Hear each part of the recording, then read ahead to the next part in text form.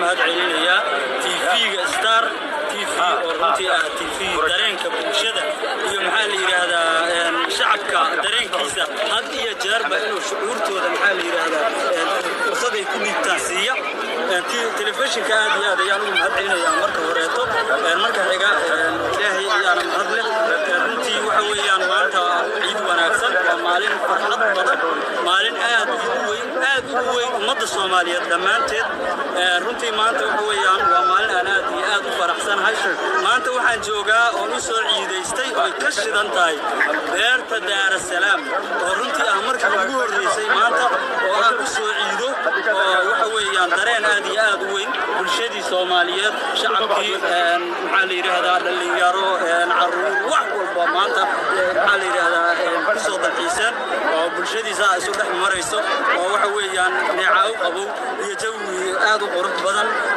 runtii waxa weeyaan waana maalin dadka Soomaaliyeed oo dhan ay suugayeen maadaama soonkii uu soo dhamaaday maalin farxad leh maanta aad iyo aad ayaan ugu faraxsanahay يا سلام أبغى فرصة ka faa'iideysanayo runtii aanu fursadan ka faa'iideysanayo waxaan salaamayaa dhammaan ummadda Soomaaliyeed si gaar ah waalidkayga waxaan salaamayaa saaxiib waalidkay runtii aabbahay hooyaday waa salaamayaa eedayaashay ayaan salaamayaa walaalahay ayaan salaamayaa saaxiibaday ayaan salaamayaa kulligood waxaan salaamayaa runtii saaxiibkay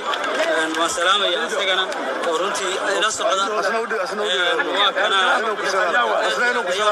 kana maanta beerta Daar es Salaam oo maanta markii ugu horeysay ay tahay in aan maanta u soo ciidaysto oo imaado aad iyo aad ugu faraxsanahay u soo dhawaad Cabdullaahi Cabdinaasir Daadi saaxiibkay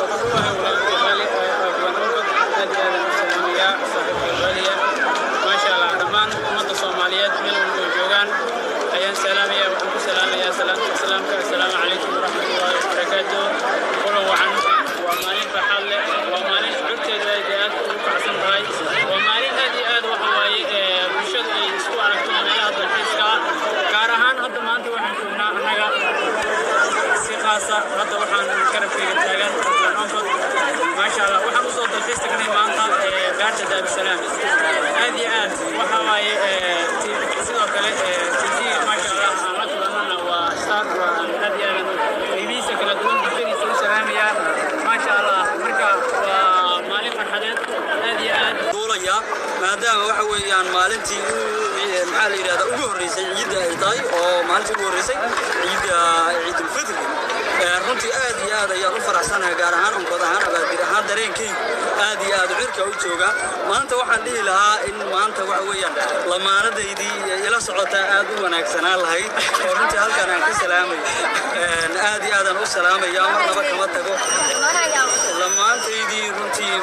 waqtigu ma saacidin islama jiro ya gacan kuma hayo laakiin waa inaan hayo waxba ima dhaanto maadaama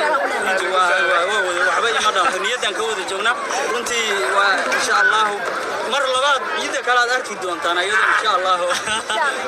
marka waa salaamaya Bushra Cabdi